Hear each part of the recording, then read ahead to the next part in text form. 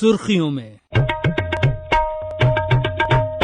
नारी के सम्मान को हमारी भारतीय संस्कृति में बहुत महत्व दिया गया है। संस्कृत का एक श्लोक जो हम सभी जानते हैं, यत्र नार्यस्तु पूज्यन्ते रमन्ते तत्र देवता, अर्थात जहाँ नारी की पूजा होती है वहाँ देवता निवास करते हैं। अगर नारी शब्द और उसके महत्व की व्याख्या करना हम शुरू कर दें तो पूरा दिन भी कम पड़ जाएगा। तो हमारे आज के कार्यक्रम के विषय पर आते हैं। जैसा कि हम सब जानते हैं कि 8 मार्च को अंतर्राष्ट्रीय महिला दिवस है और आज हमारे कार्यक्रम सुर्खियों में हमने विषय भी यही चुना है, सशक्त नारी, आत्मनिर्भर नारी। और इस विषय पर चर्चा करने आज हमारे स्टूडियो में 2 चिर परिचित विदुषी महिलाएं उपस्थित हैं।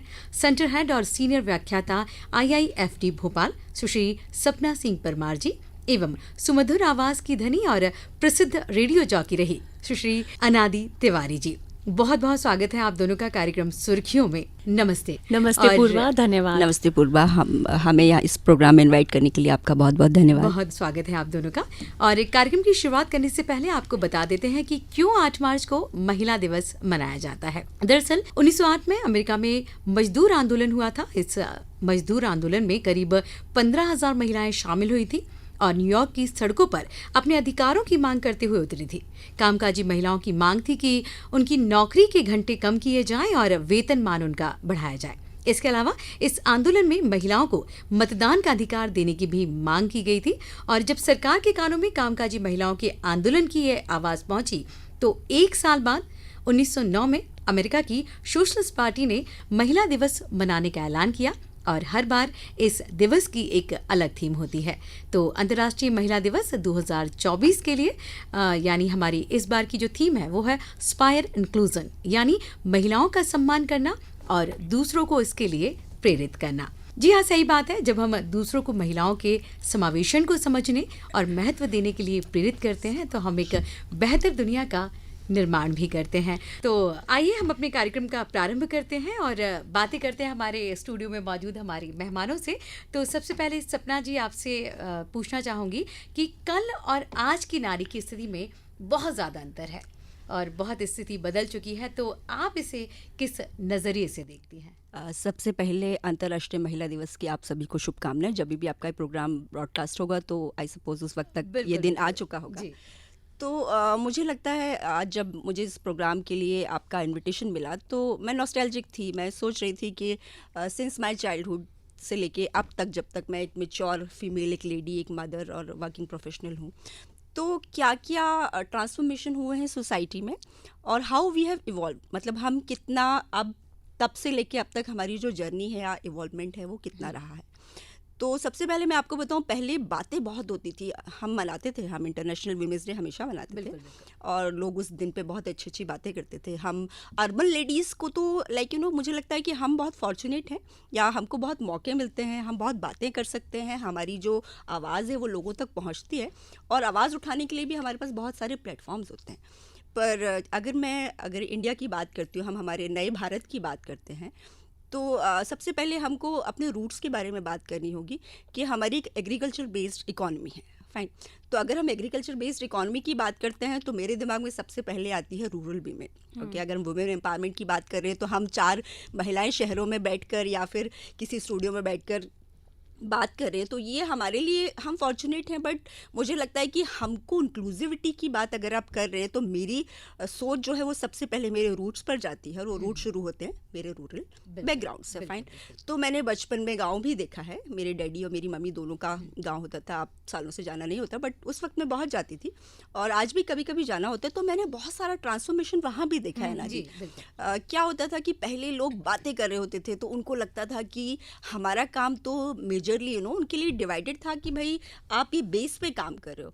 रूरल वुमेन को कभी भी अकाउंट में नहीं लिया गया। काम उन्होंने मेल्स से भी ज़्यादा किया, मतलब वो फील्ड पे काम कर रहे थे या फिर मतलब वो मेल्स को हेल्प कर रहे थे या किसी भी तरह से वो जो रूरल इकोनॉमी हमारा जो बहुत बड़ा पार्ट है उनको मेन स्ट्रीम में लाने के लिए कभी भी मुझे नहीं लगता कि किसी ने भी कोई बात की। जी बिल्कुल, कह सकते हैं कि उनकी मानसिकता ही वो बन गई थी। हाँ, कि हमें सिर्फ काम करना है, हमें काम करना है। हाँ, उनको लगा कि हमें अगर हम टाइम पर खाना दे पा रहे हैं और बच्चों की परवरिश कर पा रहे हैं तो उनको लगता था कि शायद ये हमारा इतना ही काम है और ये हमें बहुत अच्छे से करना है। पर एक्चुअली हमें शायद उनकी कैपेबिलिटीज़ के बारे में कभी पता ही नहीं था। तो मुझे लगता है कि कैपेबिलिटीज़ के बारे में हमको तब पता चला जब उनको सही मौके मिलने शुरू हुए। जैसे गवर्नमेंट अब से बात नहीं कर रही है कि हमें वुमेन को इंक्लूड करना है। If they are saying inclusive है, तो इंक्लूसिव करने का मतलब मुझे लगता है सबसे पहले आप वुमेन को सेफ्टी दो। बिना सेफ्टी के आप उनके इंक्लूजन का बात नहीं कर सकते। तो हमारे जो पीएमओ की जितनी भी स्कीम्स हैं, तो वहाँ पर मैं देख रही हूँ अब बेस में उनकी सेफ्टी भी आ गई है। एक बड़ी इंटरेस्टिंग स्कीम है हमारी प्रधानमंत्री ड्रोन दीदी योजना। तो जब भी लाइक हम उस फील्ड से नहीं है कि उस योजना की टेक्निकलिटीज़ के बारे में पता हो, पर मुझे तो नाम ही बहुत अच्छा लगा कि ड्रोन दीदी। मैं और अनादी भी डिस्कस कर रहे थे, तो अनादी भी कह रही थी, अनादी का स्टेटमेंट था कि पापड़ और वड़ी के बाद उनको ये समझा गया कि अब हम उनको ड्रोन देने जा रहे हैं। बिल्कुल।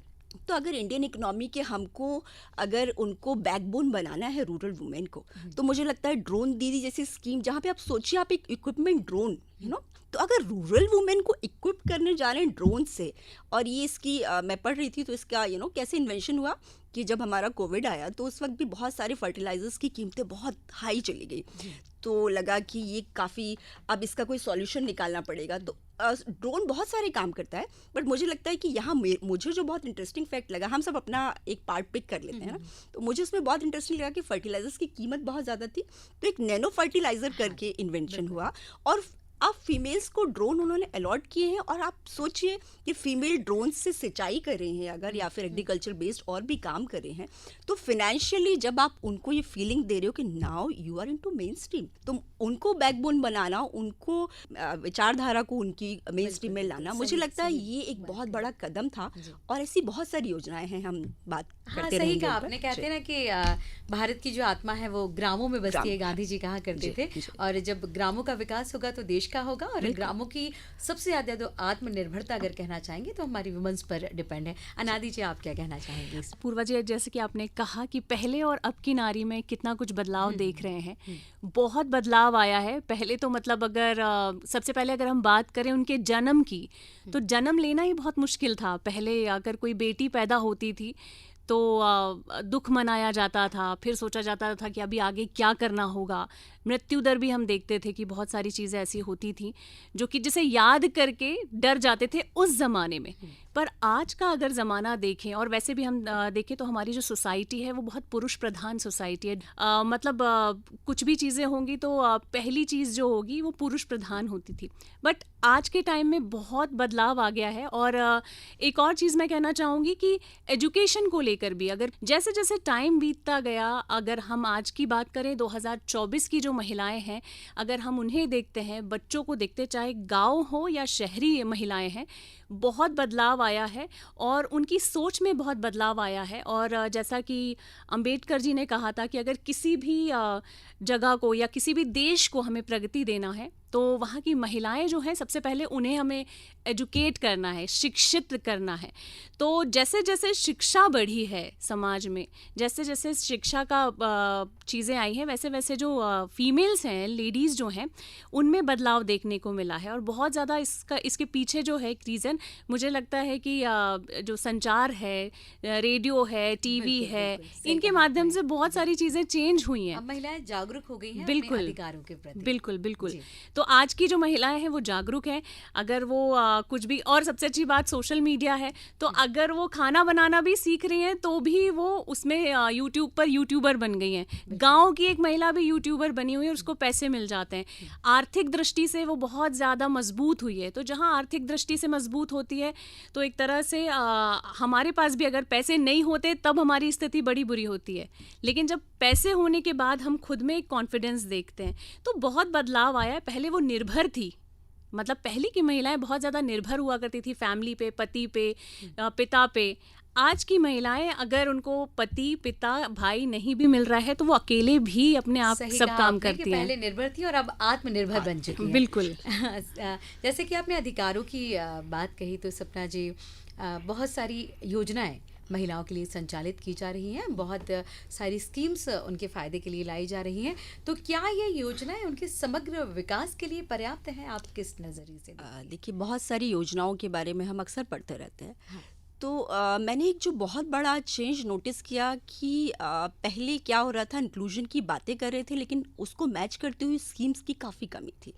लेकिन अभी पीएमओ के जितने भी इनिशिएटिव हैं, जितनी भी स्कीम्स हैं, वो वेरी वेल थॉट स्कीम्स हैं। मतलब वहाँ पर कोई लूप होल नहीं है, वहाँ से बातें नहीं हो रही हैं कि हमने उनके लिए ये स्कीम बनाई है या फिर हम उनको आत्मनिर्भर बनाना चाहते हैं। अब उनको पता है कि प्रोसेस कैसे करना है। जिस एक बड़ी इंटरेस्टिंग स्कीम है जिसके बारे में कम लोगों ने सुना है, उसका नाम है मिशन शक्ति।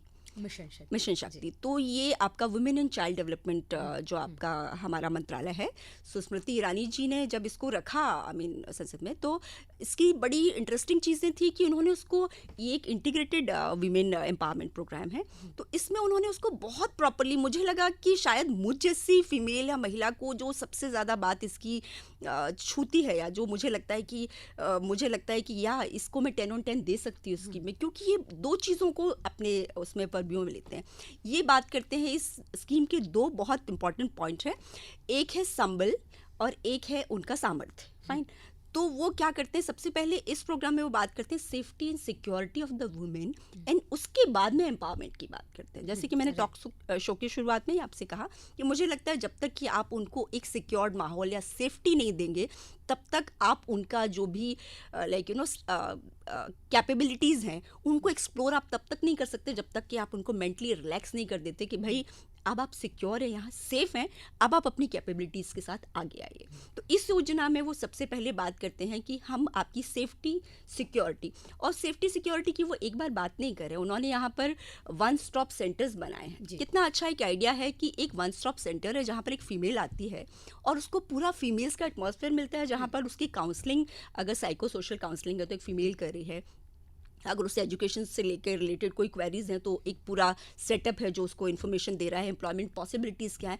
तो यहाँ पे लाइफ प्रोसेस कंटिन्यूम पे बात हो रही है, आपको एक बार बात करके छोड़ नहीं रहे, आपको कंटिन्यूसली वो जो सामर्थ्य और संबल की स्कीम में बात करते हैं, तो वो दोनों चीज़ें वो साथ साथ पैरेलल चलाते हैं और फीमेल को फील कराते हैं कि आपके पूरे लाइफ प्रोसेस कंटिन्यूम में हम आपके साथ हैं। चाहे सहायता समूह हो, स्टार्टअप हो, या बहुत सारी योजनाएं केंद्र सरकार की है, मध्य प्रदेश सरकार की है। तो वही मैं आपसे जानना चाह रही हूँ, अनादि जी आपसे भी जानना चाह रही हूँ, क्या यही योजनाएं समग्र विकास जो महिलाओं का है वो कर रही हैं, या इसके अतिरिक्त भी उनको और प्रयास करना चाहिए? बिल्कुल पूर्वा जी, मुझे लगता है कि गवर्नमेंट जो है, सरकार जो है, पूरी कोशिश कर रही है कि महिलाएं जो हैं वो हर तरह से उन्हें बेनिफिट मिले।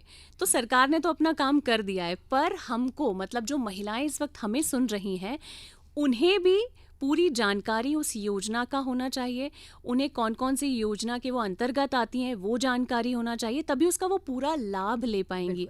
अगर उन्हें नहीं पता है तो उनकी कोई फ्रेंड या उनके आसपास के जो लोग हैं, मैं तो कहना चाहूँगी कि जो पुरुष सुन रहे हैं उन्हें पता है, तो वो अपने घर की महिलाओं को बताएं, आसपास बताएं कि आपको इस योजना, आपको गवर्नमेंट ये योजना प्रदान कर रही है और इसको किस तरह से आपको लाभ लेना है।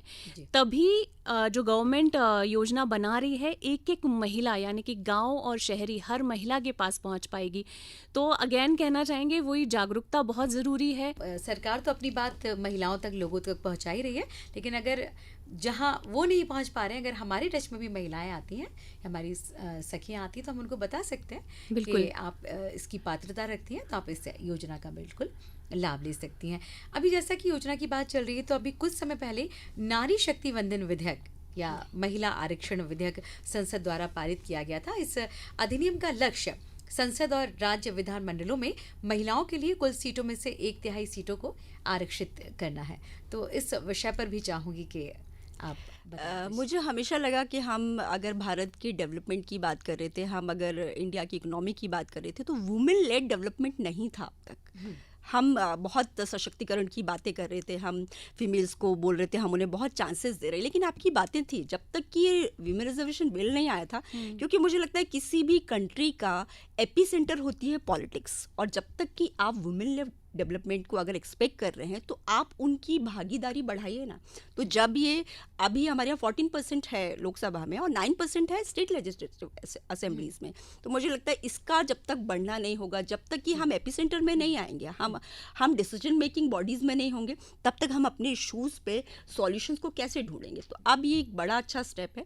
और आप स्टेप की एक बहुत अच्छी बात अगर आप सबने नोटिस की हो, इसमें सिर्फ 2 वोट थे अपोजिशन में, अदरवाइज यूनानिमसली ये लोकसभा में और राज्यसभा में पास हुआ। इसका मतलब ये होता है कि जो आप कहते हैं कि मेल डोमिनेटिंग सोसाइटी है या मेल डोमिनेंस है, तो वो सारे मेल्स अब इंक्लूजन के लिए रेडी हैं। उन्होंने अगर इसको पास करने में हेल्प की है, 33% रिजर्वेशन अगर आज इतने सालों के प्रयास के बाद हमको मिल रहा है, तो मुझे लगता है कि उसके लिए माइंडसेट अब सबका बदल गया है। अब इंक्लूसिवनेस जो है वो उसके बारे में सिर्फ बात नहीं हो रही है, आई थिंक माइंडसेट हो गया है लोगों का। तो ये बात मुझे लगता है कि मुझे बहुत होप देती है। मुझे खुद भी पॉलिटिक्स में हमेशा से बहुत इंटरेस्ट था, पर लगता था कि पॉलिटिक्स एंड फीमेल मैं कभी साथ साथ रख नहीं पाती थी। पर लग रहा है कि अब अगर आप इसको जब भी ये लागू करेगी सरकार नेक्स्ट सत्र से जब से भी, तो आप महिलाओं के लिए मैं बहुत यहाँ पर स्कोप देखती हूँ। मुझे लगता है कि अब शायद वो ज़्यादा जागरूक होंगी, उनको लगेगा कि सच में ये हमें इंक्लूड करना चाहते हैं, सिर्फ बातें नहीं हो रही है। तो मैं इसको बहुत एक ऐसा क्षेत्र है पॉलिटिक्स या राजनीति की बात की जाए जहाँ महिलाएं जाने से थोड़ा सा झिझकती है और कुछ अच्छे पॉइंट्स होने के बाद भी अपनी भागीदारी करने में वहाँ संकोच करती हैं। लेकिन एक बहुत अच्छी पहल होगी जब महिलाएं इस क्षेत्र में भी आगे आकर अपना एक मुकाम स्थापित कर सकती हैं। महिलाओं की बात चलिए अनादि जी, जैसे हमारे समाज महिला स्वतंत्रता की बात करता है।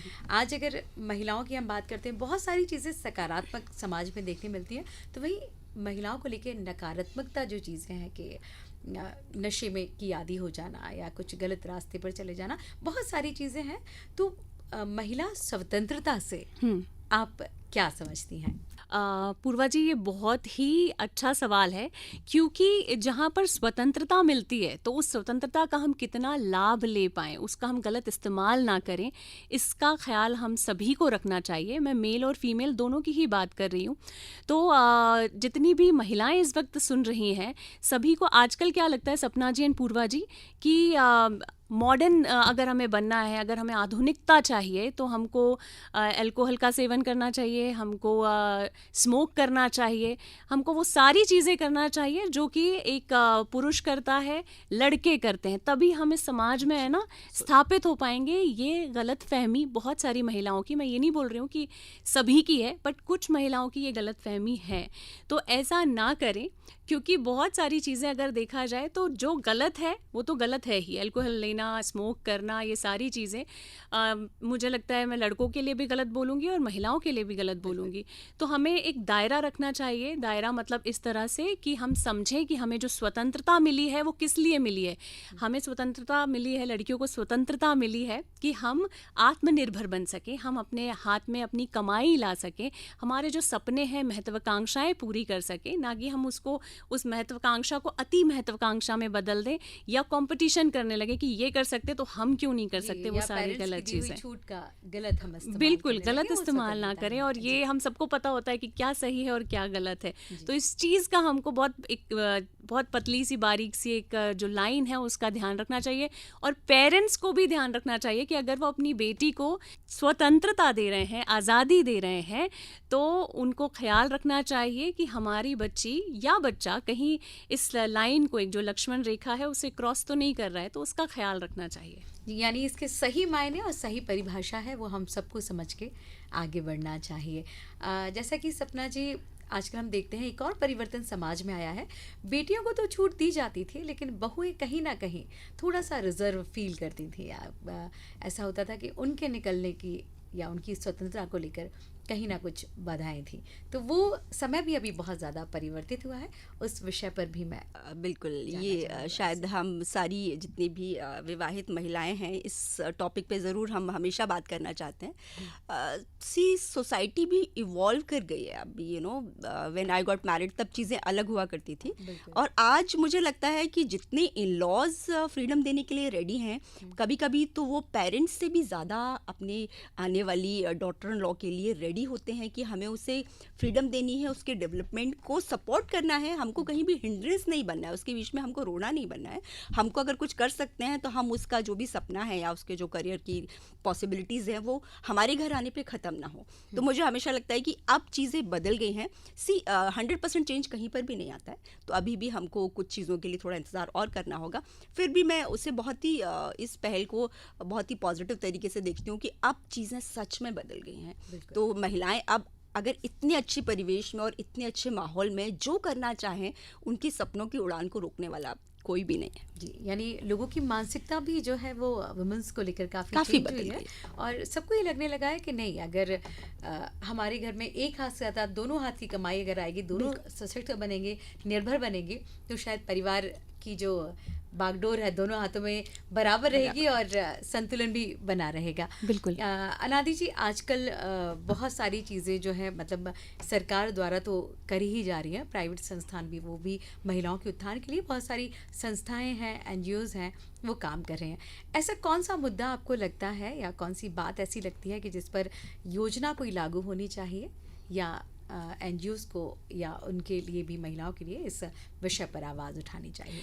बहुत सारी चीज़ें हैं जो कि अभी एकदम तो याद नहीं आ रही हैं, पर हाँ मुझे ऐसा लगता है कि कहीं ना कहीं एक मुद्दा जो कि इस पर योजना अगर बने तो बहुत सारे प्राइवेट सेक्टर्स जो हैं या गवर्नमेंट सेक्टर्स हैं उनमें महिलाएं जो हैं उनको फ़ायदा मिल सकता है। और वो ये है कि अक्सर जब पीरियड्स आते हैं महिलाओं के और कई तरह की परेशानियां उनको होती हैं, वो 5-6 दिन या स्टार्टिंग, हाँ, महामारी के टाइम पर, तो मूड स्विंग्स होना, मतलब चेंजेस आना, कभी कभी बहुत गुस्सा आता है, कभी रोना आता है, इमोशनल बहुत ज़्यादा हो जाते हैं उस वक्त, हाथ पैर बहुत ज़्यादा दुखते, पेट दुखता है कुछ बच्चियों का, कुछ महिलाओं का।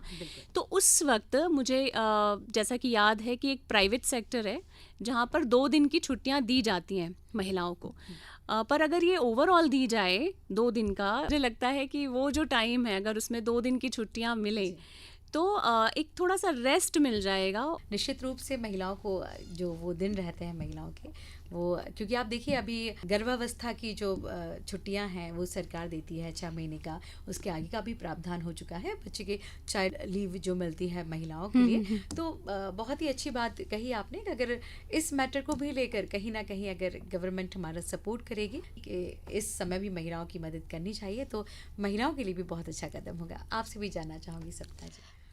अभी मैंने देखा बहुत सारी प्राइवेट और ये आपका गवर्नमेंट दोनों सेक्टर्स में जो पीरियड लीव है इस पर बात चल रही है और कुछ कंपनीज ने इसको मानना भी शुरू कर दिया है। अच्छी बात यह है कि कुछ प्राइवेट फर्म्स ने ऑलरेडी इस स्कीम को ले लिया है और अनादि का जो सजेशन है वो उन्होंने सुना है ऑलरेडी, तो शायद एक्सेप्ट कर लिया गया है।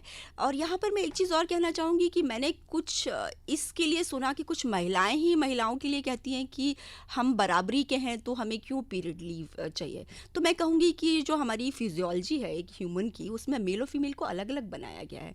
तो अगर हमको साथ साथ आप रख रहे हो बाकी सब चीज़ों में, तो आप ये भी आपको समझना पड़ेगा कि मेल जो है वो रिप्रोडक्टिव जो पूरा प्रोसेस है वो 9 मंथ्स का या जो भी पीरियड्स है, ये उनकी बॉडी के लिए चेंजेस और साइंस उससे नहीं गुजरते, लेकिन हम गुजरते हैं। और हमारे से जो एक्सपेक्टेशन होती है वो हर ग्राउंड पे होती है, हम प्रोफेशनली या पर्सनली कितना बैलेंस करते हैं। अगर फीमेल के बारे में बात होती है तो पूरे टाइम हमसे एक्सपेक्टेशन क्या होती है कि हम एक बड़ा एक टर्म है जो फीमेल्स को सबसे ज़्यादा एक्सप्लॉइट करता है, that she is a perfectionist. Okay, किसी भी फीमेल को परफेक्शनिस्ट नहीं होना चाहिए, और अगर आप हैं भी तो please give yourself a break, मुझे लगता है, क्योंकि आपको अगर आप सब परफेक्शन से करते जाएंगे तो जिस इंसान को आप सबसे ज़्यादा अवॉइड करेंगे वो आप खुद ही होंगे। तो मुझे लगता है कि अपनी देखभाल करना बहुत ज़रूरी है। तो अनादि का जो सजेशन है ये बहुत ही रेलेवेंट है। अपनी देखभाल में ये भी बहुत ज़रूरी होता है कि वो जो स्टार्टिंग के आपके 2-3 डेज पीरियड के होते हैं, अगर पीरियड लीव पे बात चली रही है तो मुझे लगता है सारी महिलाओं को मिलकर इसमें एक आवाज़ उठानी चाहिए कि ये अगर हमको 2 या 3 डेज़ की मिल जाती है तो हम बेटर काम कर पाते हैं, तो उनका भी अच्छा होगा और हमारा भी। सही कहा आपने, और अपने आप का ध्यान रखना बहुत ही ज़रूरी है। कहते हैं ना कि सबसे पहले आप सुबह उठकर जिसको सबसे पहले देखते हैं अपने आप को, उसका ख्याल आपको सबसे पहले रखना क्या बात है ज़रूरी होता है। और नारी को जैसा कि कहा जाता है कि शक्ति का रूप है, घर के साथ समाज भी हो, ऑफिस भी हो, बाहर भी हो। कहते हैं ना कि अगर एक पुरुष शिक्षित होता है तो एक घर का उद्धार करता है, लेकिन नारी शिक्षित होती है पूरे समाज का, देश का कल्याण, बच्चों का कल्याण सभी संभव होता है।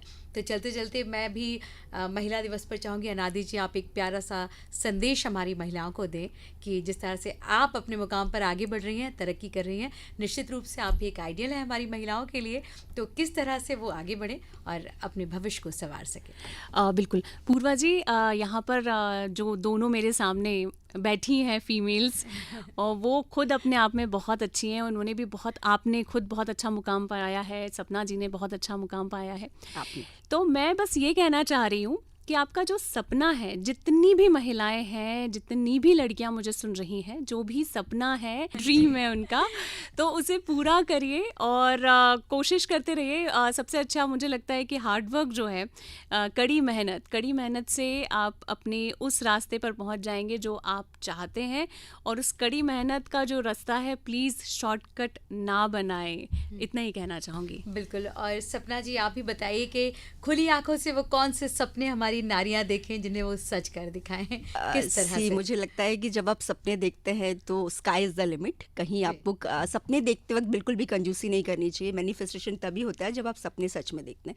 लेकिन जब आप अपने सपनों को सच कर रहे हैं तो मुझे यहाँ तक जो मेरी जर्नी रही है, यहाँ तक आते आते जो चीज़ें मुझे लगता है कि अब मुझे बहुत फील होती है, मुझे लगता है कि अब हमको करना चाहिए, तो गिविंग बैक टू सोसाइटी। तो यहाँ गिविंग बैक टू सोसाइटी का मेरा मतलब है, हम वुमेन एम्पावरमेंट और वुमेन्स डे पे बात कर रहे हैं, तो अब आप इंक्लूसिवनेस की बात कर रहे हैं, तो प्लीज़ आप ये भी ध्यान रखिए कि आपके आसपास आप सामाजिक कार्य नहीं कर सकते हर बार जा जाकर, लेकिन घर में जो 4 महिलाएं आती हैं आपके, एटलीस्ट अगर आप उनको भी अवेयर कर रहे हो, अब वीमेन एम्पावरिंग अनदर वीमेन, एक वो महिला जब दूसरी महिला के सशक्तिकरण में उसका साथ देती है, तो मुझे लगता है सबके सपने सच होते हैं। एक फीमेल जब दूसरी फीमेल को सपोर्ट करती है आगे बढ़ने के लिए, मुझे लगता है उससे खूबसूरत कोई चीज़ नहीं होती। बिल्कुल बिल्कुल, बहुत ही प्यारी बात कही आपने। और सही कहा आपने, नारी शक्ति ऐसा विषय है जिस पर हम अगर दिन भर भी चर्चा करें, जैसा कि कम हमने पड़ कहा था जाएगा। कि वो कम पड़ जाएगा, क्योंकि रूप अनेक हैं, गुण अनेक हैं और बहुत सारे सकारात्मक पहलू हैं जो नारी के ऊपर, कहते हैं ना, समाज की बहुत ही महत्वपूर्ण धुरी है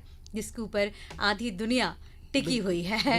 और हम चाहेंगे कि आप सभी को, हम सबसे कहना चाहेंगे कि अग्रिम शुभकामनाएं 8 मार्च की अंतर्राष्ट्रीय महिला दिवस की। साथ ही साथ 8 मार्च को ही महाशिवरात्रि का पावन पर्व है, जिस दिन माँ पार्वती और भोलेनाथ का विवाह हुआ था। और माँ पार्वती भी शक्ति की परिचायक हैं और हम सब और शिव जी भी अगर आप देखें तो वो अर्धनारीश्वर कहलाते हैं, अर्धनारीश्वर तो उन्होंने कहलाते भी जब हमारे महादेव ने एक्सेप्ट किया आधी नारी को, तो मुझे लगता है कि हमको भी इंक्लूसिविटी के बारे में मतलब बात अगर करनी समानता चाहिए। का सबसे पहला एग्जाम्पल है, एग्जाम्पल है, उदाहरण है, तो तो शिव वही और पार्वती शिव हैं। और तो पार्वती। आप दोनों को भी दोनों ही बहुत प्रासंगिक बातें हैं। शुभकामनाएं, आपको और भी महाशिवरात्रि को आपको भी, भी और बहुत हमारे बहुत शुभकामनाएं। तमाम श्रोताओं को भी।